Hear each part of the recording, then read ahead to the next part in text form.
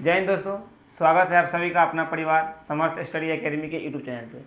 उम्मीद करते हैं आप सभी अच्छे और स्वस्थ होंगे। आइए देखते हैं दिसंबर 2019 के पूछे गए सभी प्रश्नों का हल, है ना। आज के हम लोग मैथ क्लास में दिसंबर 2019 के पूछे गए सभी प्रश्नों को बारी बारी से देखेंगे, है ना।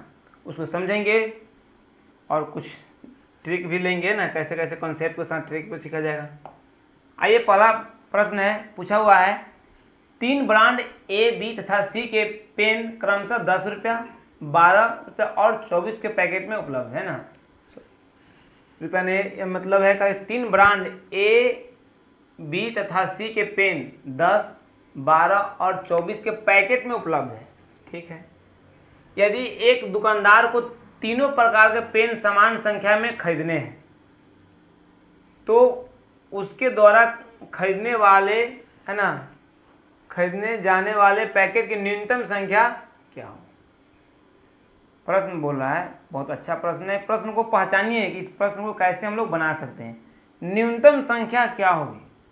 आप लोग जानते हैं कि एलसीएम होता है ना। अधिकतम पूछता तो एचसीएफ लेते, क्या लेते हैं, एचसीएफ, है ना। एलसीएम पूछा है, लिस्ट कॉमन फैक्टर, है ना, मल्टीपल, सॉरी, है ना, list common multiple highest common factor. तो बोला कि 3 ब्रांड ए, बी तथा सी के पेन क्रमशः 10, 12 और 24 के पैकेट में उपलब्ध है। यदि एक दुकानदार को तीनों प्रकार के पेन समान संख्या में खरीदना है, कैसे में समान संख्या में खरीदने हैं तो उसके खरीदने जाने वाले पैकेट की न्यूनतम संख्या क्या हो। गौर कीजिएगा।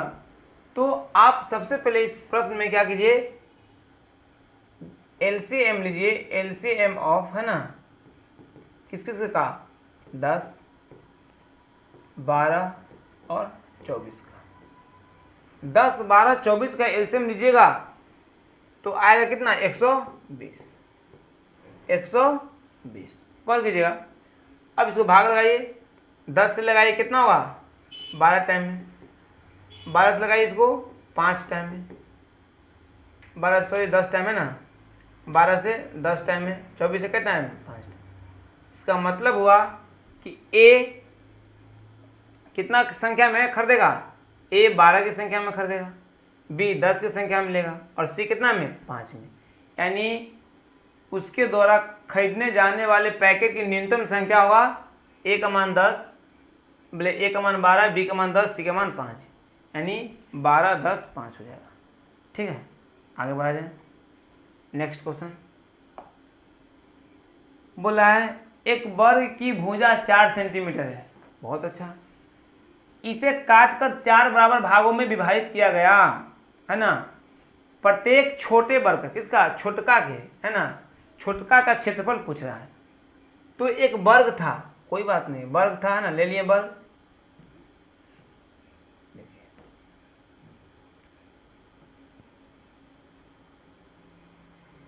चलिए, एक वर्ग की भुजा 4 सेंटीमीटर है, यानी यहां से यहां पूरा कितना है, 4 सेंटीमीटर है। ठीक है। इसे काटकर 4 बराबर भागों में बांट दिया गया। इसी वर्ग को क्या किया गया, 4 भागों में क्या किया, बोलिए, बांट दिया गया। बांट दीजिए 4 भाग में। अब गौर कीजिए, जब ये 4 सेंटीमीटर था तो अब बंट गया, ये 2 सेंटीमीटर हो जाएगा। ये भी कितना हो जाएगा, 2 सेंटीमीटर। अब जानते हैं कि वर्ग के प्रत्येक भुजा क्या होता है, बराबर होता है। क्या होता है, बराबर होता है। ये 2 हो गया, ये सभी क्या हो जाएगा, 2 हो जाएगा। बड़ी कोई दिक्कत है। तो यही पूछ रहा है कि प्रत्येक छोटे वर्ग का क्षेत्रफल क्या होगा। तो प्रत्येक छोटे वर्ग का क्षेत्रफल, तो छोटा वर्ग क्या है, आप जानते हैं वर्ग का क्षेत्रफल क्या होता है, भुजा स्क्वायर होता है। क्या होता है, वर्ग का क्षेत्रफल क्या होता है, भुजा स्क्वायर। वर्ग का क्षेत्रफल क्या होता है, भुजा स्क्वायर। तो कितना इसका भुजा है, छोटका के, है ना, 2 है, 2 के स्क्वायर कितना हो गया, 4। 4 सेंटीमीटर स्क्वायर हो जाएगा आपके प्रश्न का उत्तर। 4 सेंटीमीटर स्क्वायर आपका प्रश्न का आंसर हो जाएगा। वर्ग का क्षेत्रफल होता है भुजा स्क्वायर, वर्ग का परिमाप होता है ना। वर्ग का परिमाप क्या होता है ना। तो परिमाप होता है बताइए 4 गुना भुजा, एरिया होता है भुजा स्क्वायर, विकर्ण होता है √2 इंटू भुजा, याद रखिएगा ना। तो छोटा वर्ग का क्षेत्रफल कितना हो गया 4 सेंटीमीटर स्क्वायर। आगे नेक्स्ट प्रश्न संख्या 3 पर चलते हैं। निम्नलिखित में से कौन सा कथन सही है, नहीं यहाँ पे थोड़ा सुधारना, निम्नलिखित में से कौन सा कथन सही नहीं है, यहाँ पर क्या लिखना नहीं है, सही नहीं है ना। यहाँ इंग्लिश में सही लिखल है which of the following statement is not correct, इसमें से कौन सा स्टेटमेंट है जो सही नहीं है। चलिए पहला है कि सभी अभाज्य संख्या विषम संख्या होती है। प्रश्न कर रहा है कि सभी अभाज्य संख्या, जितने भी अभाज्य संख्या वह विषम संख्या होती है ना। तो आप ही बताइए अभाज्य संख्या सबसे छोटी अभाज्य संख्या 2 होती है, क्या होती है बोलिए 2। क्या 2 अभाज्य संख्या है ये विषम संख्या है, क्या है छोटी अभाज्य संख्या है, लेकिन ये कौन संख्या है सम संख्या है ना, सम संख्या, सम संख्या भी है और क्या है छोटी अभाज्य संख्या भी है, छोटी अभाज्य है ना, छोटी अभाज्य संख्या, यानी अभाज्य संख्या तो है ही लेकिन सम संख्या है। तो पहला स्टेटमेंट क्या हो गया गलत हो गया। अभाज्य संख्या अपरिमित रूप से अनेक होते हैं, बिल्कुल है ना, क्या हो सकते हैं है ना, इन्फिनाइट तक जाएगा, अनंत तक जाएगा है ना, अनंत होते हैं, सही बात है। अभाज्य संख्या केवल 2 गुणनखंड होते हैं, बिल्कुल सही बात है ना। स्वयं और कहता है अभाज्य संख्या किसे कहते हैं जो स्वयं और एक के अलावा किसी से नहीं कटे, यानी जिसका गुणनफल क्या हो, जिसका गुणनखंड क्या हो स्वयं खुद हो और एक हो, है ना। जैसे मान लीजिए कि 2 है तो 2 किससे कटेगा ना, इसका अभाज्य क्या होगा 1 होगा और क्या होगा स्वयं 2 होगा। इसी प्रकार 5 3 है 5 है ना 7 है, इस प्रकार आगे आप जा सकते हैं। एक अंक वाली केवल 4 अभाज्य संख्या, एक अंक वाली केवल 4 है तो 2 हो गया, 3 हो गया, 5 हो गया, 7 हो गया। अब जैसे ही 7 के बाद 11 जाएंगे तो क्या अंक में है 2 अंक में, क्या अंक में है 2 अंक में, लेकिन हमको 2 अंक नहीं बोला है, 1 अंक वाला बोला है। तो 1 अंक वाला देखिए क्या 4 हुआ कि नहीं, 4 हुआ, यानी बात सही है, ये भी बात सही है, ये भी बात सही है, ये भी बात सही है, यानी BCD तो सही है, गलत कौन है ए। आपसे गलत ही पूछा है, ये इसका सही जवाब हो जाएगा है ना, ये इसका सही जवाब हो जाएगा। आगे नेक्स्ट, एक संख्या जो 1 से 10 दोनों सम्मिलित है, देखिए एक संख्या जो 1 से 10 दोनों सम्मिलित है, इसका मतलब ये हुआ कि 1 को भी इसमें लेना है। कभी कभार पूछता है क्वेश्चन 1 और 10 के बीच, ऐसे पूछेगा तो 1 और 10 के बीच का मतलब हो कि 1 को छोड़िए और 10 को छोड़िए, तो 2 से लेकर कहाँ तक 9 तक। लेकिन कह रहा है एक संख्या जो 1 से कहाँ तक 10 लिख भी दिया है कि दोनों सम्मिलित है, इसका मतलब हुआ कि आपको 1 को भी लेना है, 2 होगा, 3 4 5 6 7 8 9 और कौन होगा 10, कौन होगा 10 तक सभी संख्याओं से विभाज्य होगी, है ना। बोला कि इस कौन जो यहाँ से 1 से 10 तक है इस कौन संख्या से कटने वाली है ना, इस सब से कटने वाला होना चाहिए। तो आप ही दिमाग लगाइए थोड़ा सा, है ना। इस सब क्या लेना पड़ेगा, इसको छोटा करने के लिए क्या करना पड़ेगा, इसको एक संख्या के रूप में लिखने के लिए, मतलब छोटा संख्या बनाने के लिए क्या करना पड़ेगा, है ना। अब मुश्किल है सबको बारी बारी से कटा कटा कर है ना भाग लगा लगा देखना, तो क्या करेंगे हम लोग, इसको हम लोग छोटा करने के लिए क्या करेंगे एलसीएम, क्या करेंगे एलसीएम लेंगे ना, इस सब का क्या करेंगे एलसीएम लेंगे। जो एलसीएम लीजिएगा जो आपका आंसर आएगा वो इस प्रश्न का आंसर हो जाएगा, है ना। इसका मतलब है कि यह संख्या देखिए 10 से कटेगा तो ये ना 800 में ना कटेगा, है ना, तो 2520 है जो इस सभी से क्या हो जाएगा, यानी 1 से लेकर 10 तक, है ना, सभी संख्याओं से विभाज्य होगी, वह कौन है 2520 है। आगे बस एलसीएम लेना है, इसका एलसीएम ले लीजिए, बस आंसर आ जाएगा, है ना। हमारे APJ अब्दुल कलाम का देखिए थॉट क्या है ना, सपने वो नहीं जो हम सोते वक्त देखते हैं, सही बात, सोते वक्त सपना देखते हैं उस सपने से हमें कोई मतलब नहीं है, सपने वो है जो हमें सोने ही नहीं देते हैं, बिल्कुल सही बात है। बेरोजगारी की है ना दौर इतना बड़ा है जो हमें नींद तक आने नहीं देता है। जब इंसान किसी प्रकार का जो मेहनत करता है ना, उसके प्रति अगर लगन से मेहनत करे, है ना, उसके प्रति वो क्या हो आत्मसमर्पित हो जाए तो उसको नींद आएगा ही नहीं, नींद आएगा ही नहीं, है ना। तो जागेगा सो पाएगा, सोएगा से खोएगा, यही बात है। आगे नेक्स्ट, तो कुछ पाने के लिए आपको खोना होगा, है ना, जागना होगा। आइए नेक्स्ट क्वेश्चन है, बहुत अच्छा क्वेश्चन है ना, पैसा वाला क्वेश्चन देखिए। ऐसा के पास केवल 5 और 10 के सिक्के हैं। क्या है? ऐसा एक लड़की का नाम है जिसके पास केवल 5 और 10 के सिक्के अपना पास वो रखी हुई है ना, केवल 5 और 10 के सिक्के ली हुई है।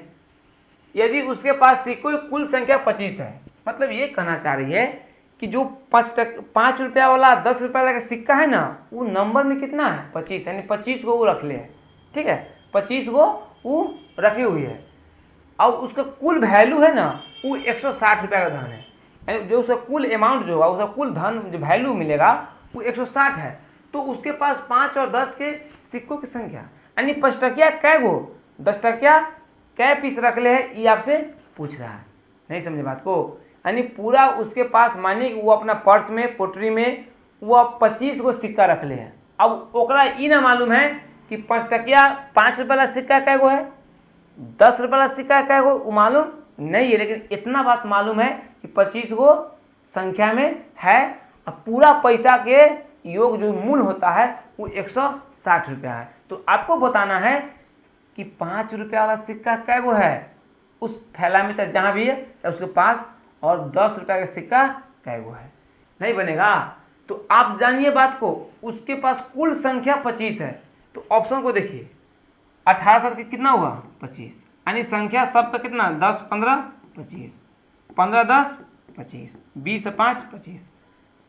अब इस सभी ऑप्शन को देखिए, आपको ये ऑप्शन से बनाइए, बहुत आसान से बन जाएगा, तुरंत बन जाएगा ना। आप पेपर में बैठिए तो आपको सभी तरह से जानकारी होना चाहिए कि प्रश्न को कैसे बनाएं, कैसे वो हल तक हम तुरंत पहुँचे। ईजी भी है ना।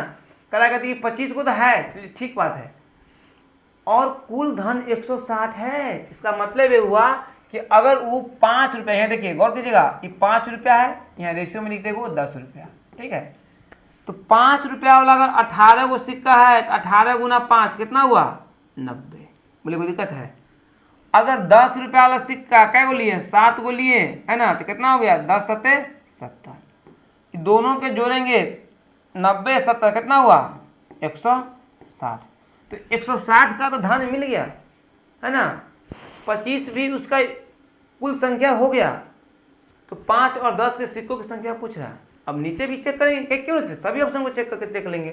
तो 10 का सिक्का है तो 10 5 कितना हो गया? बताइए, ये सबको एक सेकेंड, है ना। देखिए, तो 10 में 5 से गुना कीजिए, इसमें कितना गुना कीजिए? 10 से। तो ये हो गया 50 हो गया, ये हो गया 150। हमको लाना है 160 का धन, ये 160 से ज़्यादा हो रहा है, ये ऑप्शन नहीं होगा। फिर वहाँ भी देख लीजिए, है ना। तो ये भी इसमें 5 से गुना कीजिए, इसमें 10 से गुना कीजिए, ये 100 हो जाएगा, ये 75 हो जाएगा, 175 हो जाएगा, है ना। यहाँ पे गुना कीजिए 5 से, यहाँ कीजिए कितना? 10 से, ये 50 हो जाएगा, ये कितना हो जाएगा? 100, यानी 150 आएगा। लाना है हमको 160 रुपया। इसमें कम आ रहा है, इसमें ज़्यादा आ रहा है, इसमें ज़्यादा आ रहा है। ऑप्शन नंबर ए है जो इस बात से पूरा फुलफिल है, इस सभी बात को पालन करता है जैसे जैसे प्रश्न में बोला गया है। तो हमें क्या मिल गया, है ना, हमें मिला ऑप्शन नंबर कौन हो गया बताइए, है ना। ऑप्शन नंबर ए हो गया।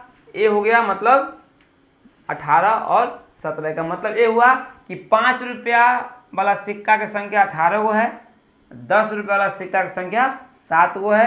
18 7 कितना हो गया? 25 भी हो गया कुल सिक्का। 18 में 5 से गुना किए 5 टकिया 90 गो हो गया उसका वैल्यू। 10 में 7 से गुना किए 10 टकिया का वैल्यू 70 हो गया। दोनों को जोड़ दिए 160 हो गया। उम्मीद करते हैं आपको समझ में आ गया होगा ना। इससे सिंपल क्या हो सकता है। आइए बोर्ड मास का बनाइए इसको फास्ट में। बोला कि मान याद कीजिए, फाइंड द वैल्यू, है ना, फाइंड द वैल्यू पूछ रहा है। तो आप बोर्ड मास है ना पढ़ें, है ना। बी से होता है ब्रैकेट, तो क्या होता है? ब्रैकेट होता है ना।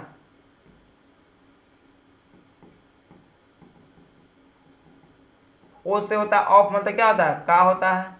डी से क्या होता है बताइए? डिवाइड होता है। एम से क्या होता है? गुना होता है। एच से क्या होता है? ऐड होता है। एस से क्या होता है? सब्सट्रैक्ट होता है। गौर कीजिएगा, तो इस प्रश्न में कहीं भी ब्रैकेट है क्या? नहीं है। छोड़िए, नहीं है तो नहीं है। कहीं भी का लिखल है, कहीं भी का है, का लिखल तो नहीं है। भाग है, हाँ भाग है, भाग हमें मिल गया, भाग खोजे तो यहाँ भाग हमें मिल गया, भाग हमें मिल गया। अब काम कहाँ से होगा, भाग से होगा। कहाँ से होगा, भाग से। तो जहाँ से होगा भाग, चलिए तो इस बात को आप लिखिए जैसे को तैसे, कुछ छूना नहीं है। तो लिखते हैं, आपको समझाते हैं पूरा बेसिक से। 17.5 गुना 3 माइनस, इसको भाग दीजिएगा, है ना। तो 7 से भाग लगेगा, कितना टाइम में कटेगा, 3 टाइम में कटेगा। -3 गुना 12.5, 3 गुना 12.5। अब क्या कीजिए, भाग के बाद क्या था, गुना। क्या था, गुना। अब गुना कीजिए, देखिए गुना यहाँ भी है और गुना यहाँ भी है, कोई बात नहीं है, गुना होगा। अब आप 17.5 में 3 से गुना करना है ना, कोई बड़ी बात नहीं है। तो आप पहले 17 में 3 से गुना कीजिए, तो 17 में 3 से गुना कीजिएगा तो 51 होगा कि नहीं, से बताइए।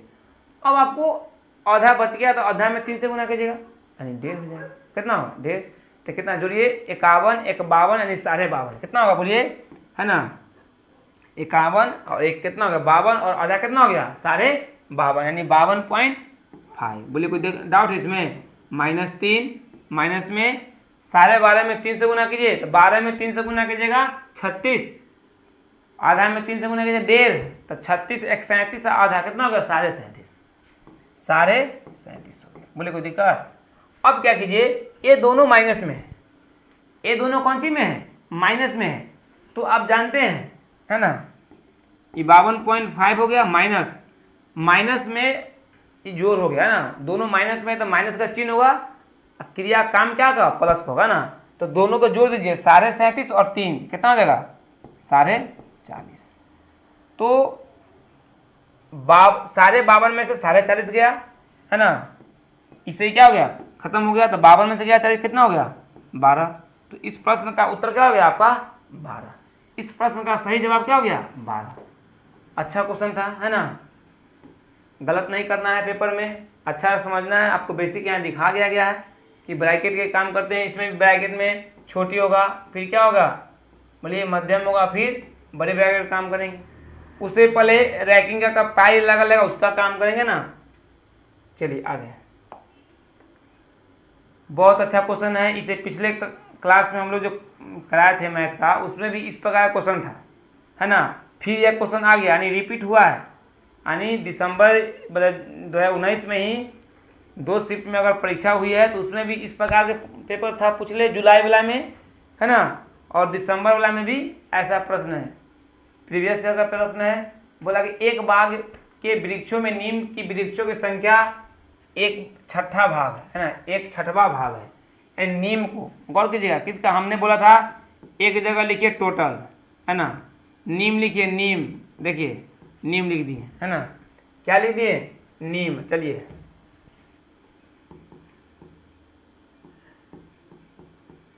नीम कितना है, 1/6 भाग है। अच्छा बात है। आधे नहीं है ना, हाफ ऑफ, है ना, 6 the total number of 1/3 of the tree आज अशोक, है ना, एंड द रिमेनिंग, ये आधे होगा। ये क्या है, आधे, है ना, द आधे, है ना, आधे है। आधे वृक्ष अशोक के है ना, किसका है, अशोक के है।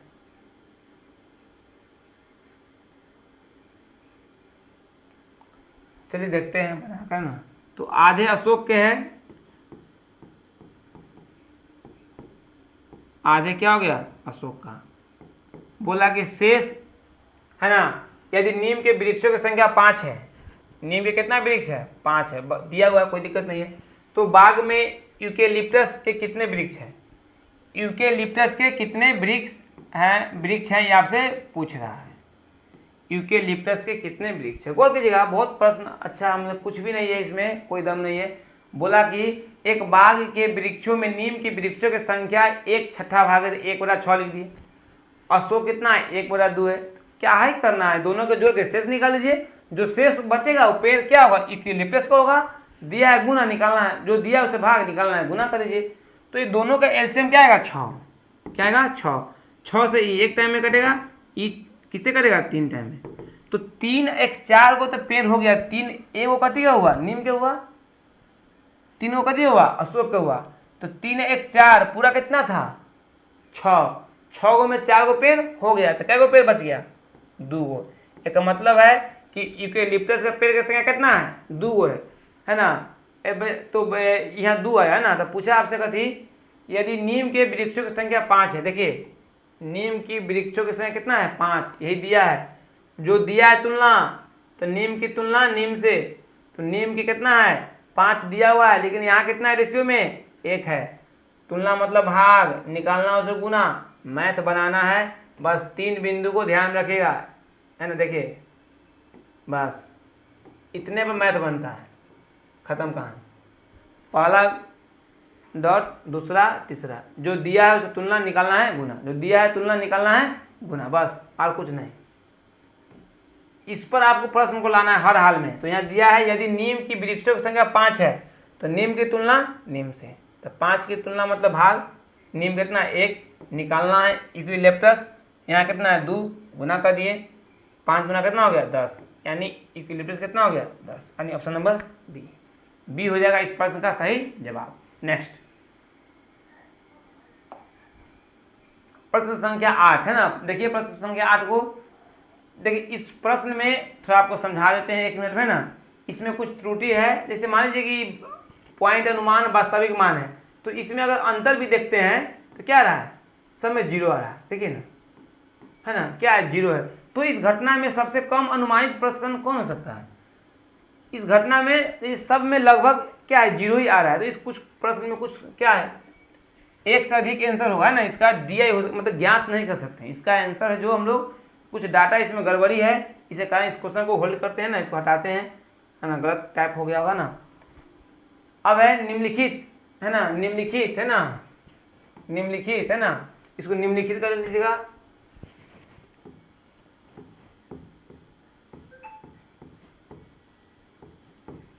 निम्नलिखित में से किसमें लंबाइयों को घटते, प्रश्न संख्या 9 है ना, निम्नलिखित में से किसमें लंबाइयों को घटते क्रम में व्यवस्थित किया गया है ना। तो इसमें देखना है कि किसमें डिसेंडिंग ऑर्डर में रखा गया है। तो घटते क्रम हुआ डिसेंडिंग ऑर्डर, मतलब बड़ा से छोटा की ओर, बड़ा से छोटा की ओर कौन सा ऑप्शन है जो इसमें रखा गया है। तो आइए इसका जो कॉन्सेप्ट है, कॉन्सेप्ट को समझते हैं, है ना। हम लोग चलेंगे ऐसे, आप लोग इसको कॉन्सेप्ट को आना चाहिए, milli centi decimetre deca hecto kilometre, है ना, milli centi decimetre deca hecto kilometre. अगर आप मिली से सेंटीमीटर में जाते हैं तो आपको भागा करना होगा 10 से, किसे करना होगा, भाग देना होगा 10 से। जैसे आपको एग्जांपल में हमको समझा रहे आपको, है ना, कि 1 मिली बराबर कितना होता है, अगर सेंटीमीटर में 10 से भाग देंगे तो 0.1 सेंटीमीटर होगा। उसी प्रकार यहाँ देखेंगे 1 किलोमीटर बराबर 10 हेक्टोमीटर, क्या होगा 10 हेक्टोमीटर। इसका मतलब है कि किलो से अगर हेक्टो में जाते हैं तो गुना करना पड़ेगा कितना से 10 से, है ना। फिर इसमें इससे आते हैं तो गुना कितना से करना पड़ेगा 10। आइए उसी प्रकार 1 हेक्टोमीटर बराबर कितना हो गया 0.1 किलोमीटर। बस इसी प्रकार आपको अरेंज कर देना है कि बड़ा से छोटा की ओर, बड़ा से छोटा की ओर, किस में जाना है, बड़ा से छोटा की ओर जाना है। तो आप ही बताइए ना कि आपको कौन ए में छोटा और बड़ा दिखाई दे रहा है। गौर कीजिएगा, ये सेंटीमीटर में है, देखिए मिलीमीटर में है, कौन सी है बोलिए, ये मिलीमीटर में है ना। गौर कीजिए, देखिए मिली से मीटर में, यानी ये बड़ा मान आने की संभावना है, ये दोनों ऑप्शन ना होगा, ठीक है। पहले तो बड़ा से छोटा की ओर बड़ा से कहाँ जाएगा, छोटा की ओर। ये देखिए डेसीमीटर है, गौर कीजिएगा, देखिए देसी के बाद क्या आता है, मीटर, है ना। इस स्टेटमेंट को देखिए, देसी के बाद क्या आता है, मीटर, यानी है, देखिए पहले सेंटीमीटर, सेंटी कहाँ आएगा, देखिए milli centi decimetre deca hecto kilometre, तो ये आ जाएगा ना मिली, है ना।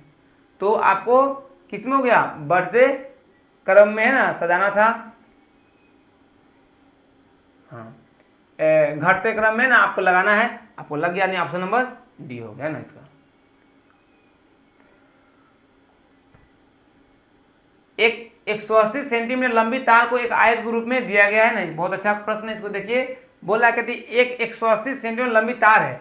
मानिए कि आप एक तार लिए हुए हैं, इस तार को ले लिए, आप 180 सेंटीमीटर लंबा तार को लिए हुए हैं और इसका एक रूप आयत के रूप में आप दे दिए हैं। बच्चा को देखते होंगे, पहले हम लोग चाहे कोई भी अगर कोई तार लिया उसको से मोड़ के आयत बना दिया, गोल करके उसको वृत्त बना दिया, है ना।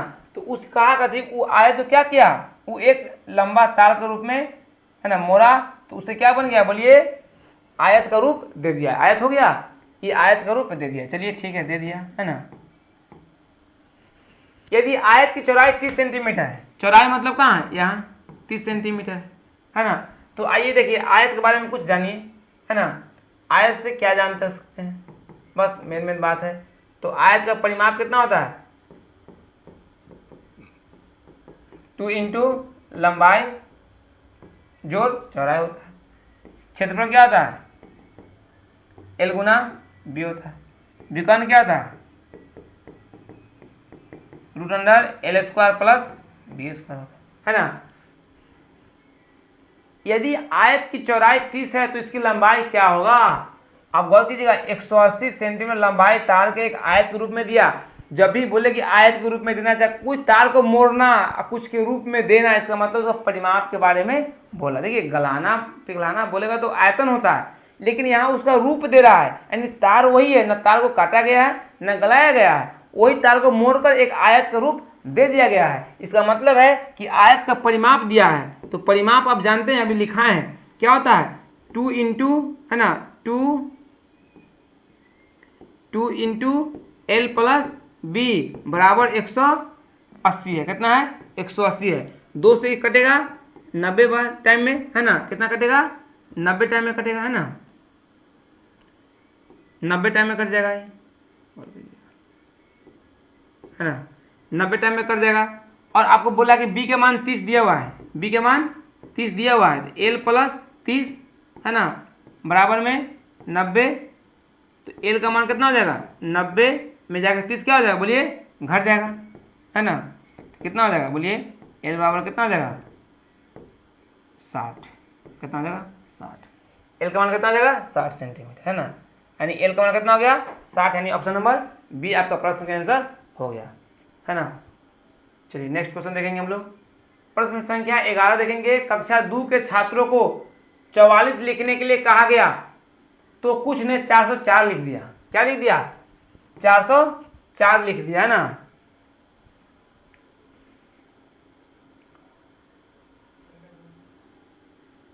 हाँ, तो अध्यापक के रूप में आप उसको कैसे संबोधित करेंगे, उनकी कॉपियों में सही उत्तर लिखेंगे। अच्छा, सही उत्तर लिख दीजिएगा तो बच्चा का समाधान हो जाएगा क्या। बच्चा को आप कक्षा 2 के छात्रों को 44 लिखने के लिए गया, वो क्या कर दिया, 404 लिख, यानी स्थान इकाई स्थान का उसको समझ नहीं हुआ, है ना। उसमें क्या हुआ, गड़बड़ी कर दिया। तो अध्यापक के रूप में आप उसे कैसे संबोधित करेंगे, उनको उस समूह में रखेंगे जिसने सही लिखा है।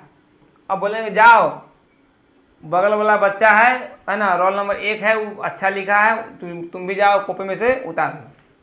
इससे भी समाधान नहीं हो सकता है। उन्हें सही उत्तर प्राप्त करने के लिए कहेंगे, तो कहाँ से कहिएगा, बुक से चोरी करके, है ना।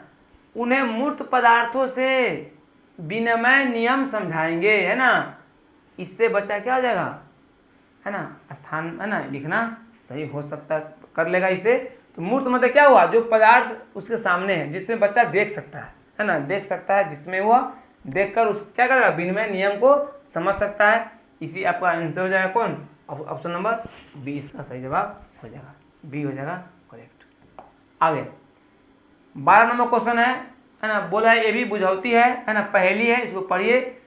मैं एक 2 अंकों की संख्या हूं, दहाई के स्थान पर अंक और इकाई के स्थान पर अंक क्रमिक अभाज्य संख्या।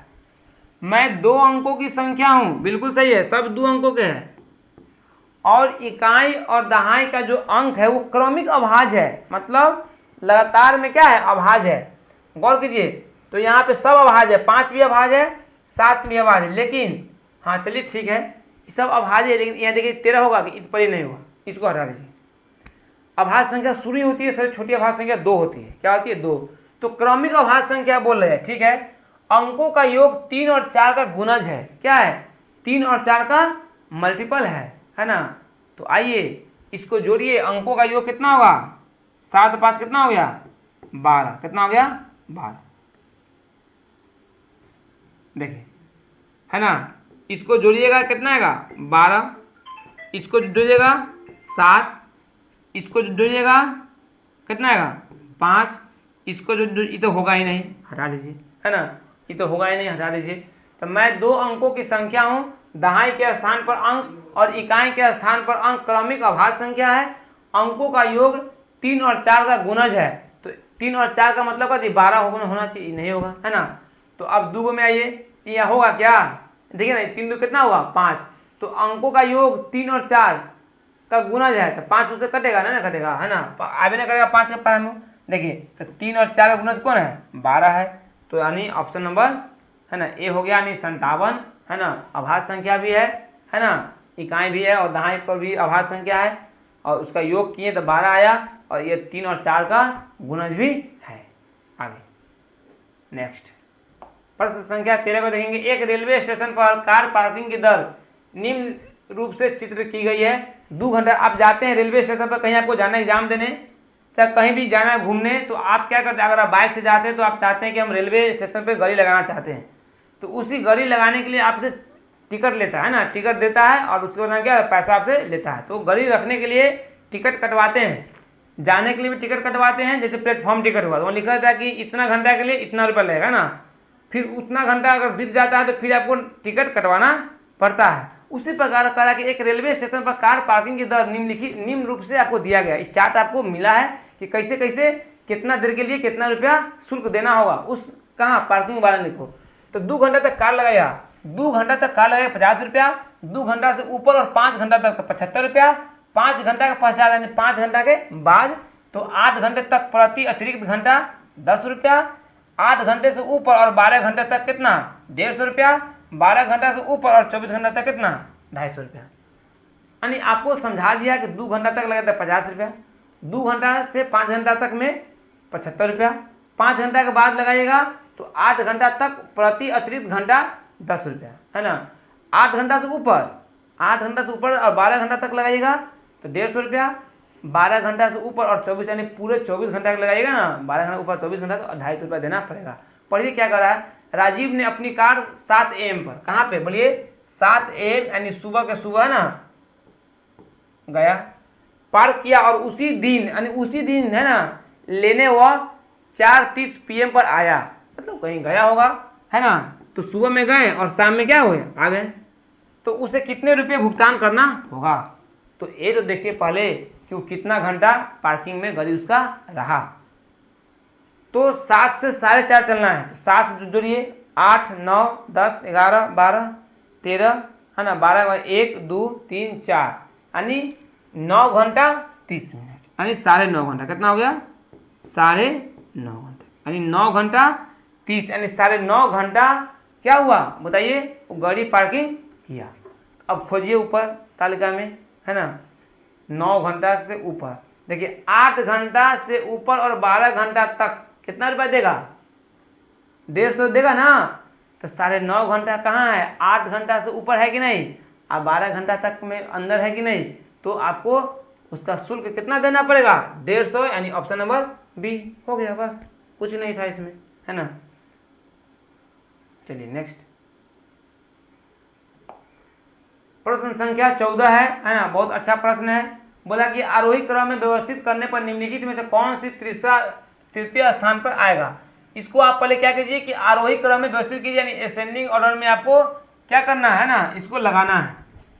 तो आरोही क्रम में क्या होता है, छोटा से बड़ा की ओर, यानी छोटा से क्या होगा बड़ा की ओर में आपको जाना है, यानी छोटा से बड़ा की ओर आपको जाना है। उसके बाद जो तीसरा स्थान पर आएगा वही आपका प्रश्न का आंसर होगा। तो लगाइए छोटा, सबसे छोटा आपको क्या इसमें दिख रहा है, सबसे देखिए ई 1 से भी कम है, यानी पहला स्थान पर ये होबे करेगा, इनमें तो कोई दिखते नहीं, कोई सोचना ही नहीं, कहीं देखना है कि आपको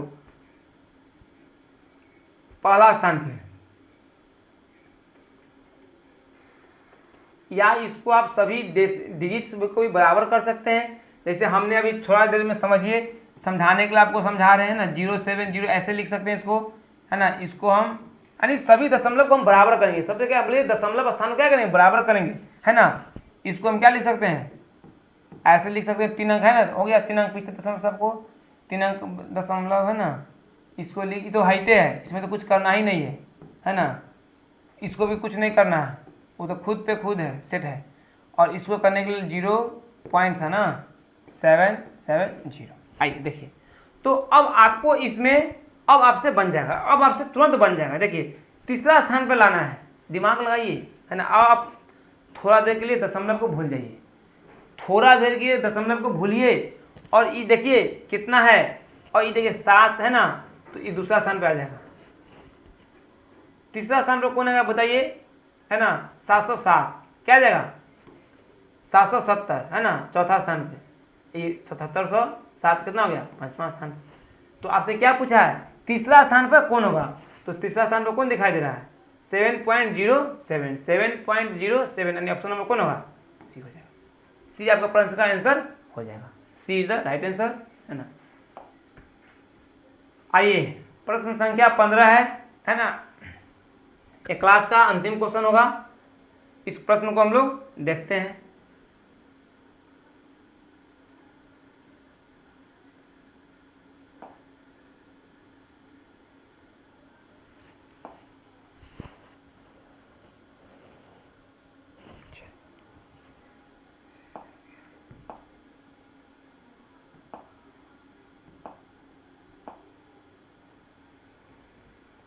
है ना, आइए प्रश्न संख्या 15, एक 5 अंकों की संख्या में, यानी 5 अंकों की संख्या है। देखिए तो कोई होगा 5 अंक की संख्या है, दहाई के स्थान का अंक 8 है ना। जो दहाई का अंक क्या है 8 है, तो ऑप्शन को देखिए सब 5 अंक, 1 2 3 4 5 अंक की संख्या, दहाई का अंक कितना है 8 है, इसमें दहाई का अंक 2 है, ये ऑप्शन ना होगा, इसमें 2 ही ना होगा। चलिए ठीक है, इकाई के स्थान का अंक, दहाई के स्थान के अंक का 1/4 है। कौन कीजिएगा, इकाई के स्थान का अंक, ये दुगो में ना, ये दुगो में ना डाउट है ना, ये दोनों में ना। तो बोला कथी, इकाई के स्थान का अंक दहाई में क्या है 8 है ना, दहाई के स्थान के अंक का 1/4 है। तो दहाई के अंक का 1/4 क्या है, इकाई का अंक है, ये आपको कह रहा है। दहाई के 1/4 का अंक कौन है, जो इकाई का अंक है। हजार के स्थान पर 0 है, हजार के स्थान पर 0, इकाई दहाई सैकड़ा हजार, है ना, इकाई दहाई सैकड़ा हजार। तो एक को तो ऑप्शन में है, ऑप्शन नंबर डी, जो दहाई हजार के स्थान पर 0 है। सैकड़े स्थान का अंक इकाई के स्थान का दुगना है, सैकड़े का स्थान इकाई के दुगना, तो 2 के दुगना 4 होता है, बिल्कुल सही बात है। 2 के दुगना क्या है 4 है बात सही है ना, दुगना। और 10,000वें स्थान का अंक इकाई के स्थान का तिगुना है ना। तो देखिए इकाई दहाई सैकड़ा हजार 10,000, तो 2 के तिगुना कितना होता है 6 होता है, यानी सभी बात को ऑप्शन नंबर डी है ना पालन किया है ना, इसलिए ऑप्शन नंबर डी इस प्रश्न का आंसर हो जाएगा ना। चलिए बहुत बहुत धन्यवाद, है ना। अगर क्लास अच्छा लगे तो लाइक सब्सक्राइब शेयर कर दीजिएगा अपने दोस्तों के साथ, और आप है ना अपना यूट्यूब चैनल से जुड़ सकते हैं, समर्थ स्टडी है ना एकेडमी के यूट्यूब चैनल पे। इसका जितना भी पीडीएफ है, क्लास का सभी पीडीएफ टेलीग्राम चैनल पे चला जाता है ना, वहाँ पे आप जुड़ कर देख सकते हैं। बहुत बहुत धन्यवाद, मिलते हैं नेक्स्ट क्लास में।